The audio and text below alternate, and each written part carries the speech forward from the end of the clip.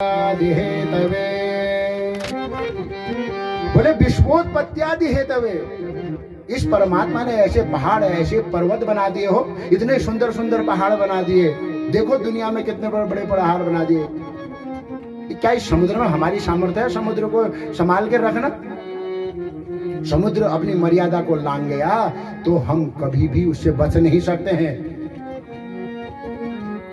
तो इस दुनिया में इतना आनंद कौन कर रहा है? इतने सुंदर सुंदर पुष्प कौन बना रहा है? इतने सुंदर सुंदर फूल कौन बना रहा है? इतने सुंदर सुंदर पर्वत कौन बना रहा है? इतने सुंदर सुंदर वृक्ष कौन बना रहा है? इतने सुंदर सुंदर लता पत्र कौन बना रहा है? तो एक लेखक ने इसको भजन के माध्यम से बताया, सुनना बड़ा आनंदित है। इस दुनिया में कितने सुंदर फूल खिलाने वाला, इस दुनिया में सुंदर सुंदर फूल खिलाने वाला, इस दुनिया में सुंदर सुंदर फूल खिलाने वाला, इस दुनिया में सुंदर सुंदर फूल खिलाने वाला, तरह तरह की कठपुतली को नाच नचाने वाला, तरह तरह की कठपुतली को नाच नचाने वाला कौन है? बोलो बोलो कौन है? बोलो बोलो कौन है? आज बोलो बोलो कौन है? सब कुछ करता रहता फिर भी मौन है। सब कुछ करता रहता फिर भी मौन है।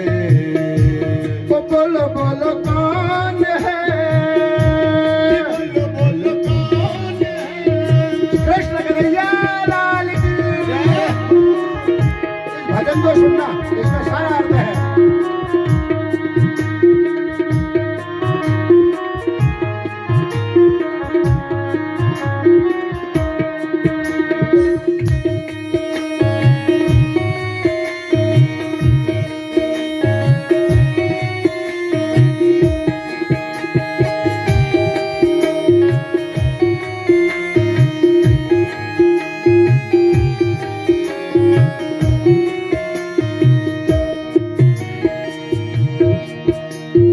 कभी ध्यान सागर में जाता कितना जल ठहराया, कभी ध्यान सागर में जाता कितना जल ठहराया, कभी ध्यान सागर में जाता कितना जल ठहराया, कभी ध्यान सागर में जाता कितना जल ठहराया, उसके ऊपर द्वीप बनाकर भूमंडल को बसाया, उसके ऊपर द्वीप बनाकर भूमंडल को बसाया, उसके ऊपर द्वीप बनाकर भूमंडल को बसाया, उसके ऊपर द्वीप बनाकर भूमंडल को बसाया, उसे तारने वाला सारी सृष्टि रचाने वाला बोलो कौन है? बोलो बोलो कौन है? बोलो बोलो कौन है? बोलो बोलो कौन है? सब कुछ करता रहता फिर भी मौन है, सब कुछ करता रहता फिर भी मौन है। बोलो बोलो कौन है? बोलो बोलो कौन है? हरि महादेव।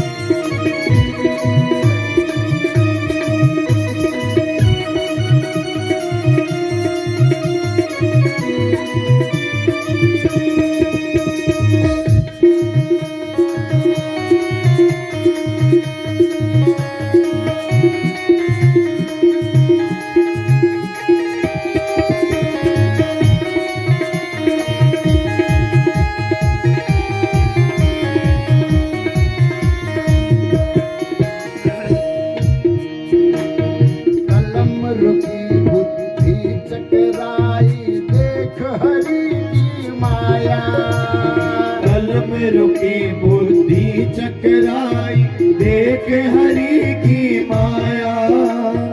कलम रुकी बुद्धि चकराई देख हरि की माया। कलम रुकी बुद्धि चकराई देख हरि की माया। पंकज में से ब्रह्मा निकले कण कण ब्रह्म समाया। पंकज में से ब्रह्मा निकले कण कण ब्रह्म समाया।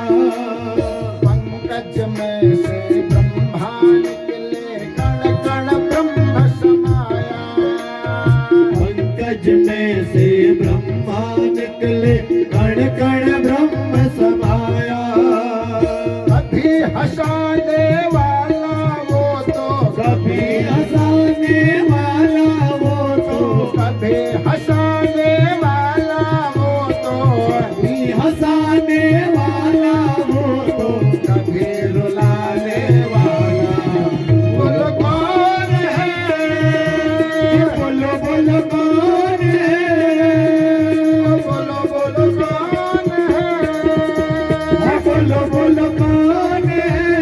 सब कुछ करता रहता फिर भी मौन है। सब कुछ करता रहता फिर भी मौन है। जी बोलो बोलो कौन है? बोलो बोलो कौन है? इस दुनिया में सुंदर सुंदर फूल खिलाने वाला। इस दुनिया में सुंदर सुंदर फूल खिलाने वाला। तरह तरह की कठपुतली को नाच नचाने वाला। तरह तरह की कठपुतली को नाच नचाने वाला। बोलो बोलो कौन है? बोलो बोलो कौन है? सब कुछ करता रहता फिर भी मौन है।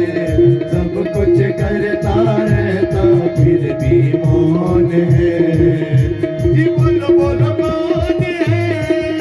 जी बोलो बोलो कौन है? जी बोलो बोलो कौन है? जी बोलो बोलो कौन है? जी बोल बोलो कृष्ण बोलो कन्हैया कौन है? लाल की जय श्री राम जय श्री राम जय श्याम। इस भजन में सारा अर्थ है कौन से शब्द का? विश्वोत्पत्त्यादि हेतवे तापत्रय विनाशाय श्री कृष्णाय वयं नमः। हाँ, तो महर्षि वेदव्यास जी ने ऐसे श्लोक को पद्म पुराण में भागवत के पहले महात्म्य के उसमें लिख दिया। ठीक है ना? इस श्लोक में भगवान के स्वरूप के बारे में बताया और ईमानदारी से देखा आपने, इस श्लोक ने पूरे भागवत में दौड़ा दिया आपको। कहाँ यशोदा मैया से मिलाया, कहाँ तीसरे स्कंद की बात बताई, कहाँ चौथे स्कंद की को मिला।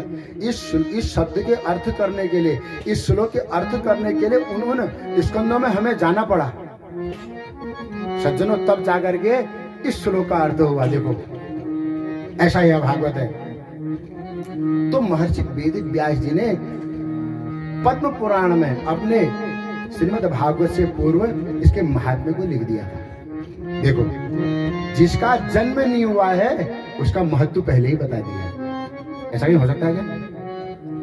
मेरा जन्म ही नहीं हुआ है और मेरा महत्व पहले बता दिया, मेरे बारे में पहले बता दिया मेरा जन्म नहीं हुआ है।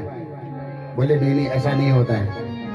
कल भाई साहब मुझसे पूछ रहे थे, आप समझो ध्यान से, श्रीमद् भागवत में जो महात्म्य है वह पद्म पुराण का है। ठीक है ना? मतलब भागवत से अलावा महात्म्य है। महात्म्य माने समझो पहले, महात्म्य माने क्या? महात्म्य माने महत्व को बताने वाला। आप मेरी कथा को सुन रहे हो, अब कोई दूसरा व्यक्ति आपसे व्यास पूछेगा तो आप मेरे महत्व को बताओगे ना? जो महत्व आपने समझा होगा वही तो बताओगे।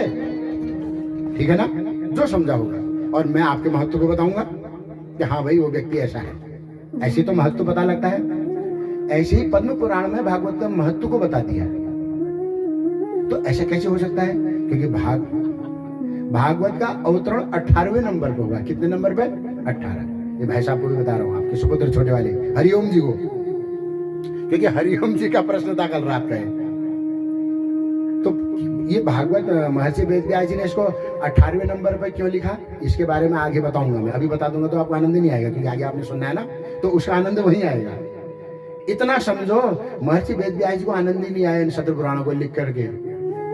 इसके लिए शतु पुराणों के लिए एक श्लोक है, मद्वयम भद्वयम व्रत्रयम वा चतुष्टयम अनापलिंग कूष्कानि पुराणानि पृथक पृथक। इस श्लोक के एक एक अक्षर में 18 पुराणों के नाम लिखे हुए हैं। एक एक अक्षर है।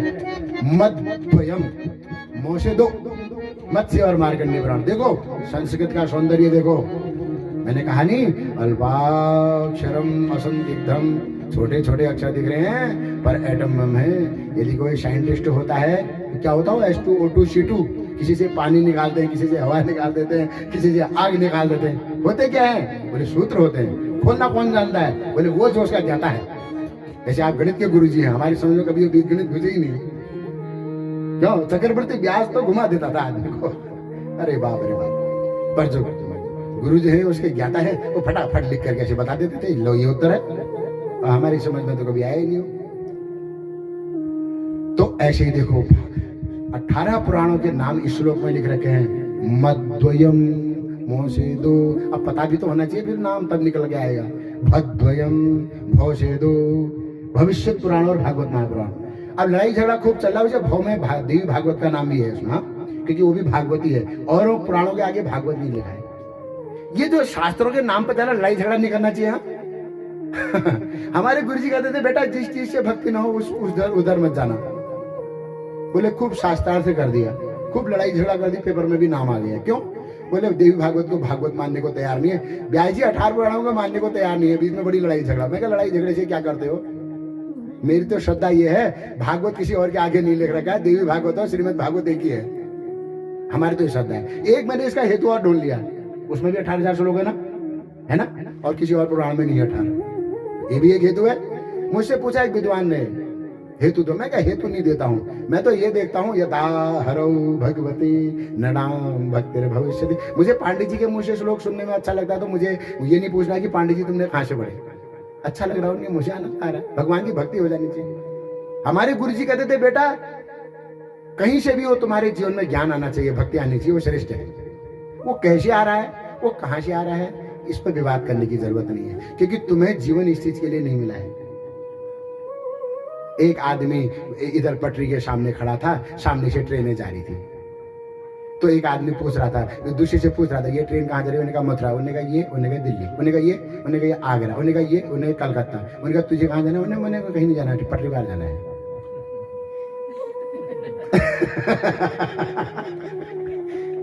अरे उसके हाथ में बैग था, थक गया, हाथ दर्द हो गई उसकी।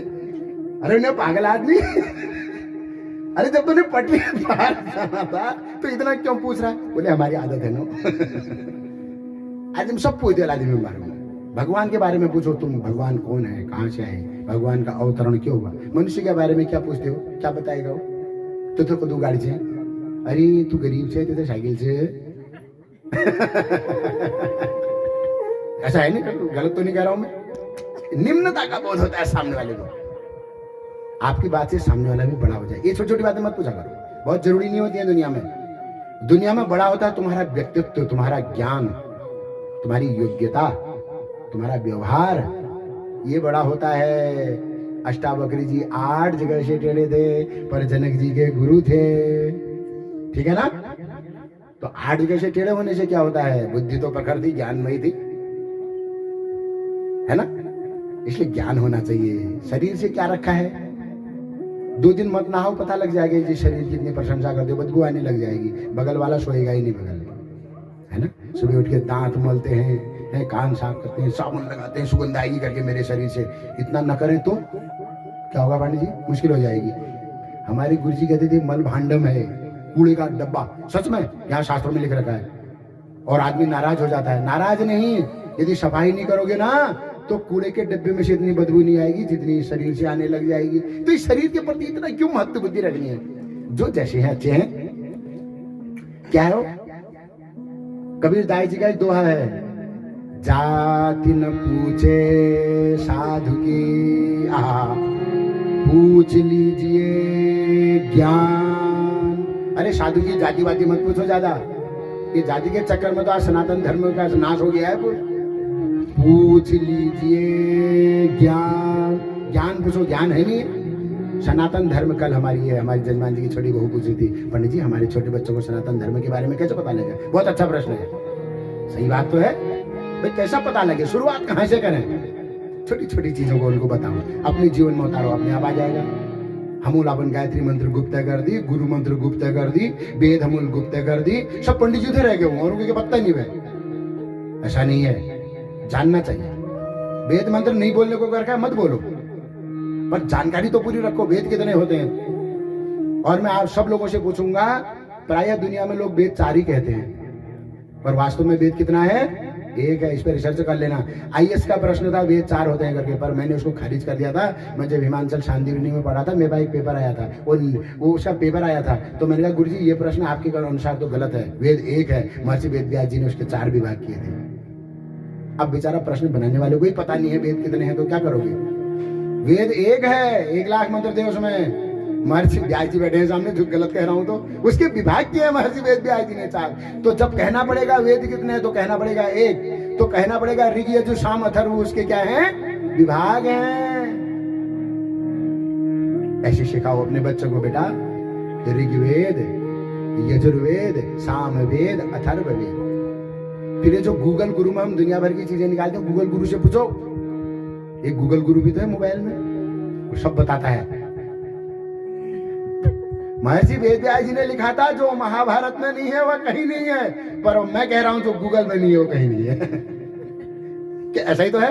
हमारे गुरुजी ने कहा बेटा इसमें सब मिलता है, ढूंढ लो, थोड़ा आराम से ढूंढना। कुछ कुछ चीजें नहीं है जो विद्वान, और विद्वान मेहनत में लगे हुए हैं कि इस गूगल में सब डाल दिया जाए। पर एक बात ध्यान रखना, गूगल में ही मत रखना। पुस्तकस्तु या विद्या। मैं कितनी देर नीचे श्लोक देख रहा था, इतनी देर प्रवचन में। हमारे जजमान जी कहते आप किताब नहीं देखते हो क्या? अब मैं कहा मुझे ज्यादा जरूरत नहीं पड़ती है, कुछ श्लोक में देख लेता हूँ, डायरी बना रखी है। लोग कुछ मूल पाठ में प्रवचन के नहीं होना। विषय क्या प्रस्तुत कर रहे हो बताओ, क्या होगा मूल पाठ से, किताब से प्रवचन करके? मूल पाठ से हमारे व्यास जी अंदर पूजा कर रहे हैं, प्रवचन कर रहे हैं। बात यह है कि तुमने समझाया क्या? एक श्लोक का भी अर्थ समझाना आया? मूल पाठ रख बेर की होला गिलबेट मेरे, मैं भी रख देता हूँ। अभी बोलना तो मैंने कुछ सोचा ही नहीं, क्योंकि सब यहाँ तो सब मेधा में है। मैं अभिमान पूर्वक नहीं कह रहा हूँ, लोग अभिमान पूर्वक ले कुनान मेधा में 2 श्लोक नीचे, कुनान सब मेरे मेधा में। मैं कह रहा हूँ मेरी मेधा में कुछ भी नहीं है, वो परंपरा हमने रख दी, पुस्तक के सामने पूजा कर दी। तो पुस्तकस्तु या विद्या, जो विद्या पुस्तक में है, क्या करोगे उस विद्या का? अपने बच्चों को याद कराओ, बेटा याद करो सब। पर हस्ते गतम धनम। अब पानी जो घर में भागवत करो नहीं, पेंस बगल गोवाल थे, ठाकुर साहब थे, उनको मतलब पैसे नहीं चाहिए, मैं काबे दियो तुम्हें दुमेन बात दियो, अब करो भागवत। तो पर हस्ते गतम धनम, और प्राप्त काले नशा विद्या, और नशा विद्या न तद धनम। जब समय आया तब तुमको न ज्ञान आया, बुद्धि आई, और न तुम्हें धन आया। क्या करोगे इसे धन का? हाथ का धन, बुद्धि की विद्या। दुनिया में घूमो और धन नहीं भी होगा ना, बुद्धि में विद्या होनी चाहिए। जहां जाओगे वहां पूजे जाओगे, है ना? इसलिए विद्याधनम सर्वधनम प्रधानम। एक प्रधान जी ने एक अर्थ करो, उनका गांव जतु धन से प्रधान जी से हो। हाँ, प्रधान जी से किसी ने पूछा कि विद्याधनम सर्वधनम प्रधानम, इसका अर्थ करो। प्रधान जी को जतु धन विद्या अध्ययन कर बेर, गोवालाल कमे रखो, मेहनत कर बेर, दिमाग लगे बेर, सर्वधनम प्रधानम। सब प्रधान से प्रधान अब के नहीं करो, गो में प्रचार के विकास नहीं करो, सब प्रधान अपन भीतर रख लिया, अपन विकास करो। ये अर्थ नहीं है, इस श्लोक का अर्थ नहीं है। तो ये विनोद की बातें होती हैं, देखो कैसे अर्थ करने वाले लोग हैं। तो विद्या धनम सर्वधनम प्रधानम, सज्जनों, अपने बच्चों को बताओ कि बेटा वेद 4 होते हैं। हमारे वहां एक महर्षि वेद व्यास नाम के एक अवतार हुए भगवान के। और कैसे अवतार हुए? बोले ज्ञाना अवतार हुए। कैसे अवतार हुए? ज्ञाना अवतार। ध्यान रखना भाई साहब, महर्षि वेद व्यास जी का अवतार है ज्ञाना अवतार। भगवान के अनेक अनेक उद्देश्य को लेकर के भगवान अनेक अनेक प्रकार से अवतार लेते हैं। महर्षि वेद व्यास जी जब आए तो उन्होंने एक ही काम करा, क्या? ज्ञान। उन्होंने देखा यहाँ ज्ञान कम हो गया है, और हम लोगों की ज्ञान की हालत आप लोगों से ज्यादा कौन जानता है? ठीक है ना? पहले से जो वेद का ज्ञान था, गुरु पढ़ाते थे, शिष्य सामने रटता था। हमारे व्यास जी तो काशी गए हैं, पढ़े हैं। हमारे बनारस में ऐसी ऐसी परंपरा थी। बनारस में आवाज आ रही मेरी आप लोगों तक? हमारे बनारस में, तब तक जनरेटर चलवा दो। हमारे बनारस में ऐसी परंपरा थी, 1-2 गुरु ऐसे थे, ऐसे करूंगा मैं प्रवचन, कोई बात नहीं। 1-2 गुरु ऐसे थे, और संभवतः मैं उनका राम जानता हूं तो आत्माराम गुरु जी, वो व्याकरण पढ़ाते थे। ध्यान से सुनना, बड़ी ज्ञान की बातें हैं। आत्माराम गुरु जी का नियम था, जो मैं पढ़ाऊंगा सामने किताब नहीं रखेगा और कॉपी रखेगा, और जो बताऊंगा दिमाग से सब ऐसे याद करेगा, नहीं तो नहीं पढ़ाऊंगा। और याद करना है तो घर में जाके करना, मेरे सामने तो बिना किताब के बैठना पड़ेगा, और नहीं तो पढ़ाते ही नहीं थे। तो उनके पास जाने के लिए शर्त ही एक होती थी, पहले गायत्री जपता था व्यक्ति खूब, और ऐसी मेधा। जब गुरु ये कह दे कि मैं जो पढ़ाऊंगा सामने से पढ़ाऊंगा, तो फिर आप क्या करोगे? और मैं आज व्यासपीठ में बैठ के बोल रहा हूँ, हमारे गुरुजी ने हमको बहुत चीज़ें ऐसी बताई हैं जो हम किताब में नहीं लिख पाए, पर गुरुजी ने मुंह से बोली, और एक बार गुरुजी और रिपीट करो, कहा, वो आज हृदय में है। हमारे पंडित जी लोग एक मंत्र बोलते हैं पूजा करते समय, श्राद्ध के लास्ट में है, चतुर्भिश्च चतुर्भिश्च द्वाभ्याम पंचभिरेव च हूयते च पुनर्द्वाभ्याम तस्मै यज्ञात्मने नमः। इतना बड़ा मंत्र है ना, मेरे को 6 साल लगे श्लोक के अर्थ पूछने में बनारस में। कदू 6 साल में गुरुजी को मैं आप बताते हैं अर्थ, और मेरे से कहा मैं भी नहीं बताऊंगा पूरा। एक बड़े विद्वान थे, उनका नाम ले रहा हूँ, लेना नीचे पाप लगेगा, विनायक बादल जी कहते हैं, इसलिए कान में हाथ लगा लिया। मेरे से कहा दूध विनायक जाओ, एक पुरजी लिखी है तो जानते होंगे उनका नाम, 4 वेद कंठ थे उनको, अभी उनका शरीर पूरा हुआ है, 4 वेद बाय हार्ट। मेरे को बुलाया गुरुजी ने अपने घर में बैठाया, ठीक है, और इस श्लोक का उन्होंने कहा, गुरुजी अब इनसे अर्थ पूछो। उस श्लोक का उन्हें अर्थ करना बताया, और मेरी हिम्मत इतनी नहीं थी उनके सामने उसको लिपिबद्ध करूं। तो मैंने अपने मन को तैयार कर लिया कि मैं याद कर दूंगा, गुरुजी यदि कुछ बचेगा तो आप बताओगे। हमारे गुरुजी ने कहा मैं बताऊंगा, यदि तुम नहीं कर पाओगे तो मैं बताऊंगा, अन्यथा इसका अर्थ तुमको बुद्धि में। अच्छा एक बात बताओ, मेरे गुरुजी ने श्लोक का अर्थ मुझे बताया था, और मेरी वो डायरी घर में लिए रखी होती, क्या बताता मैं आपको श्लोक का अर्थ?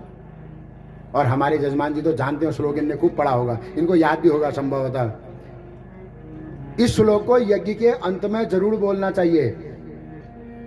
जिस यज्ञ में कोई कमी रहती है उस यज्ञ में श्लोक को जरूर बोलना चाहिए। क्या श्लोक है? सुन लो, बड़ा अच्छा है, फिर इसका अर्थ करूंगा, बड़े ज्ञान की बात है।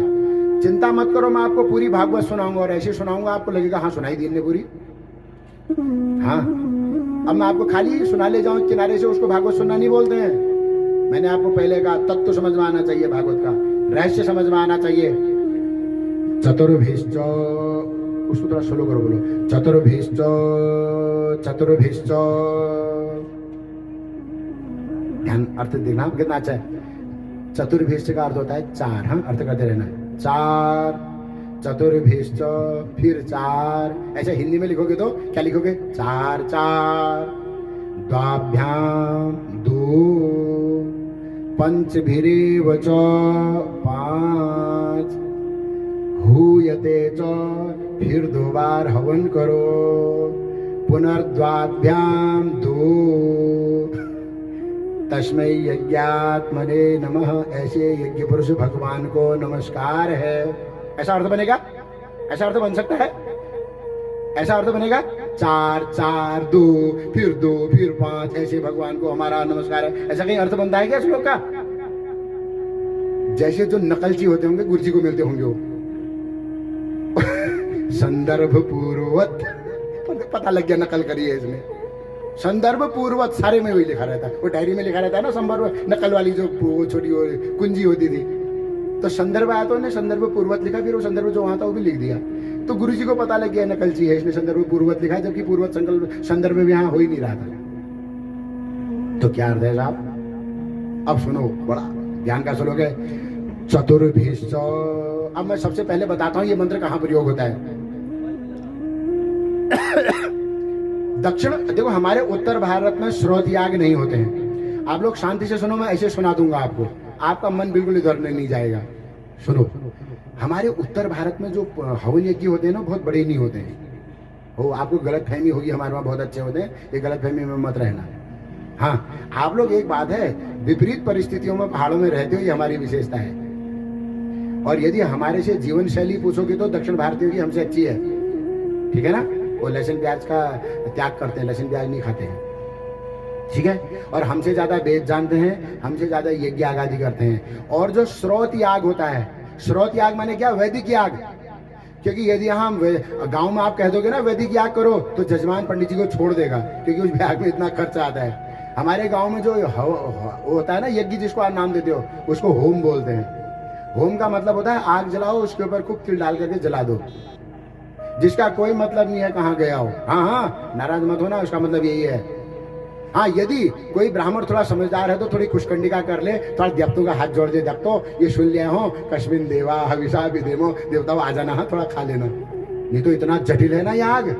अब सुनो, वो श्रोत याग जब हो रहा होता है, हमारे वहां तो कुछ पाठ में लोग खूब बुलानी, माताएं जब आती हैं तो एक दूसरे से गप भी मारती हैं, गले भी लगती हैं, असल कुशल भी पूछती हैं। आपको माताओं को नियम बता देता हूँ, नाराज मत होना इसलिए बता रहा हूँ। भागवत सुनने में, भागवत कथा में आने में, पूजा पाठ के बीच में, किसी यज्ञ में यदि आप आ भी गए तो अपने माता पिता को प्रणाम करने की आवश्यकता नहीं है, नहीं करते हैं। क्योंकि जो व्यक्ति कथा सुन रहा है उसको पहला पहला कहने की जरूरत नहीं, आप जहाँ आए हो चुपचाप वहीं बैठ जाओ। जब कथा पूरी होगी उसके बाद खूब नमस्कार करना, 5 बार दंडवत करना। और पूजा जहाँ हो रही वहाँ खबरदार, पाप लगता है वहाँ बोलने का। हम तो खूब बोल महाराज, अल्लाह अल्लाह, जो हमारी मन में हम शो करते हैं, ऐसा नहीं। भगवान के सामने हमको पर्दे में रहना चाहिए। अब बात समझ में आ गई होगी।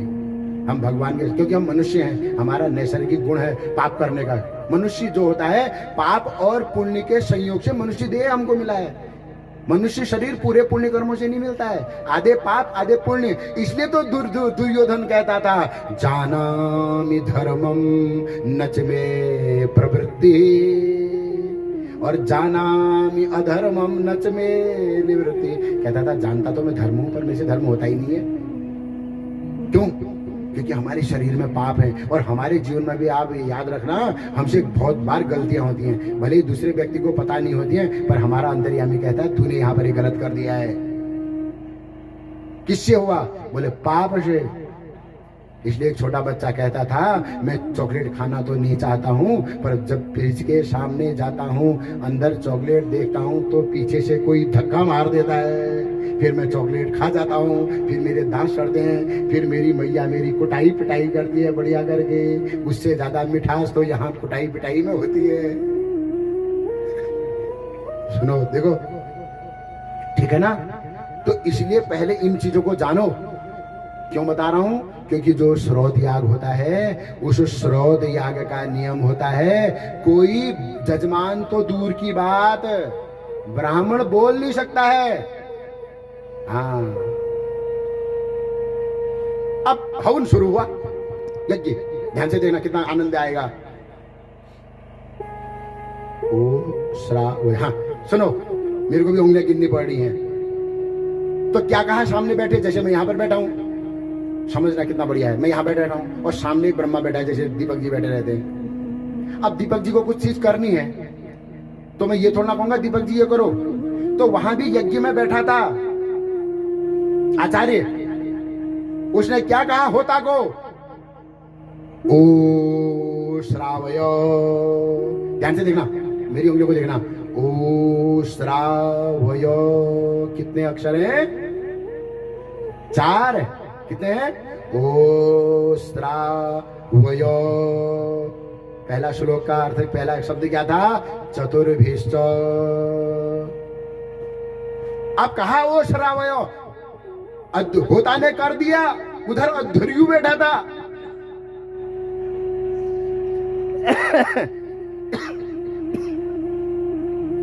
फिर क्या कहा हमने? जे यजामहे, जे य जा मो हे, नहीं ये 5 हो गए। हाँ, अस तु श्रौ खट, ये जो खट में जो टो है ना, इसकी व्याकरण के एक हल सूत्र है, उसे टकार से संज्ञा होते है, तस्य लोप से लोप हो जाता है, इसलिए व्याकरण पढ़नी पड़ती है, तब अर्थ आएगा इनका। बड़ा अच्छा है, इसे समझ लोगे ना बड़ा आनंद आएगा। इस श्लोक को सुनने का भी पुण्य पता है आपको। तो चतुर्भिष्टों का तो मैंने पहला बोला, अब उसने होता को अध्वर्यु को बोला, उन्हें कहा अस्त्रु, अस माने आधा को नहीं गिना जाता है। हाँ, अस्त्रु श्रौ खट, खट माने टकार की संख्या होगी, उसका लोभ हो गया, तो कितने हो गए? 4। चतुर्भिष्टो, चतुर्भिष्टो। पंडित जी थोड़ा कमर हिला रहे थे, आचार्य को थोड़ा गुस्सा आया, तो क्या कहा? जो जो हवन कर, हवन कर। समझे? इतना कष्ट है वहां। क्या कहा? जो जो, गुस्सा ऐसे निकाला अपना, कहा हवन करो, हवन मंत्र शुरू हो गया है। देखो कितना ज्ञानी। तो क्या, देखो सुनो, चतुर्भिष्टो, चतुर्भिष्टो द्वाभ्याम, जो जो जो जो, हवन करो, हवन करो। अब पंचभिरेव चो, 5 बार फिर करो। उद्गाता से कहा पंचभिरेव चो। क्या था वो पंचभिरेव चो? बोले जे यजामहे, गिन लो एक बार और, जे य जा म हे। कौन कौन हो हवन करने वाले? जे यजामहे। तो द्वाभ्याम पंचभिरेव च। अगले में फिर क्या कहा? हूयते च पुनर्द्वाभ्याम, 2 बार और हवन करो। वहां तो श्लोक में आ रहा है हूयते च पुनर्द्वाभ्याम। उनने क्या कहा? उनने कहा वौ खट। क्या कहा? वौ खट। टकार की भी यहाँ संख्या होगी, वौ खट। देखो कितना बड़ा श्लोक है। तो चतुर्भिश्च, चतुर्भिश्च द्वाभ्याम पंचभिरेव च, हूयते च पुनर्द्वाभ्याम तस्मै यज्ञात्मने नमः। अब इसका अर्थ करके बताऊंगा। हाँ, आपको ये थोड़ा, यही तो व्यवधान है। फिर ओम क्या कहा वेद भगवान ने? वेद भगवान ने कहा अब ध्यान से सुनना, श्लोक का अर्थ मैं कर रहा हूं। वेद भगवान ने कहा श्रोत याग में, वैदिक याग में जिस परमात्मा के जे यजाम है, अस्त्र श्रौखट ज ज द्वाभ्याम वो खट, इस प्रकार के निर्देशों को देख करके होता और अध्वर्यु हवन करते हैं। जिस परमात्मा के निमित्त हवन करते हैं, जिस परमात्मा को प्रसन्न करने के लिए ऐसे ऐसे मंत्रों से हवन करते हैं, ऐसे परमात्मा को हम क्या करते हैं? प्रणाम करते हैं। अब लिखो डायरी में इसको, मैंने बता दिया, पूछ लेना याद हो गया तो। हाँ फिर क्या? मेधा। तो मैंने क्या कहा? पुस्तकस्तु या विद्या परहस्ते गतम धनम, प्राप्त काले नशा विद्या, नशा विद्या न तद्धनम। कंगाल हो दोनों तरफ से, ठीक है ना? तो बात क्या चल रही थी कि महर्षि वेद व्यास जी ने 18वें नंबर में श्रीमद् भागवत को इसलिए लिखा, जिस भागवत में कितने श्लोक हैं? कहाँ गए हरिओम जी? 18,000 श्लोक हैं। हरिओम जी कहाँ गए? 18,000 श्लोक इस भागवत में हैं। नोट, 12 स्कंद हैं। कितने हैं? 12 स्कंद हैं और 335 अध्याय हैं। कितने हैं? 335 अध्याय हैं। और किसने लिखा? बोले महर्षि वेद व्यास जी ने लिखा। कब लिखा? बोले जब सत्र पुराण लिख दिए थे, मन को शांति नहीं मिली, तो किम्वा वो श्लोक ही बोल दे रहा हूँ मैं, मेरा मन नहीं मान रहा श्लोक बोले, क्योंकि मेरे पास आ रहा है, मेरे को बोलो कह रहा है। किम्वा बड़ा मधुर श्लोक है, हमारे गुरु जी इसको बार बार बोलते थे, इसलिए मुझे ऐसे याद हो गया है। किम्वा भागवता नूनम, ये श्लोक जब मैं बोलता हूँ तो मेरे बाल रोमांचक हो जाते हैं मेरे अंदर। न प्रायेण निरूपिता प्रियाः परमहंसानां तएव हि अच्युत प्रिया। रस रस भागवत का। नारद जी आए, व्यास जी क्यों दुखी हो बताओ। जिस महर्षि वेद व्यास जी ने 1,00,000 श्लोकों का महाभारत लिख दिया, ठीक है, वेदों के 4 विभाग कर दिए। जिस महर्षि वेद व्यास जी ने शत्रु पुराण लिख दिए और कितनी स्मृतियां लिख दी। श्रीमद् भगवत गीता भी महर्षि वेद व्यास जी ने लिखी। ऐसा महर्षि वेद व्यास हमारे उत्तराखंड के बद्री वन में सरस्वती नदी के तट में बैठ के दुखी हो रहा है। दुख हो गया कि नहीं भय मेरे के। अब बताओ हमारे गत की हल, और हमको 2 श्लोक याद हो जाते हैं, हमें अभिमान हो जाता है। देखो देखो देखो, समझो शास्त्र में क्या कह रहे हैं। कह रहे मैं बड़ा दुखी हूं, मेरे को शांति नहीं मिल रही है, मेरे जीवन में न्यूनता आ गई है। तो नारद जी ने कहा मैं बताता हूं तुम्हारे जीवन में न्यूनता क्यों आई है। क्यों बोले किम वा भागवता नूनम न प्रायेण निरूपिता।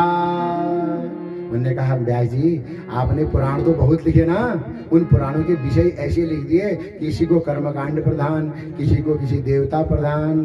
पर व्यास जी आपने कोई ऐसा नूनम निश्चितम किमुआ भागवता, ऐसे भगवान के भक्तों की कथा के रस से आप लावित रसिक कोई ऐसा पुराण निकले रखा जिसमें मेरे कृष्ण कन्हैया की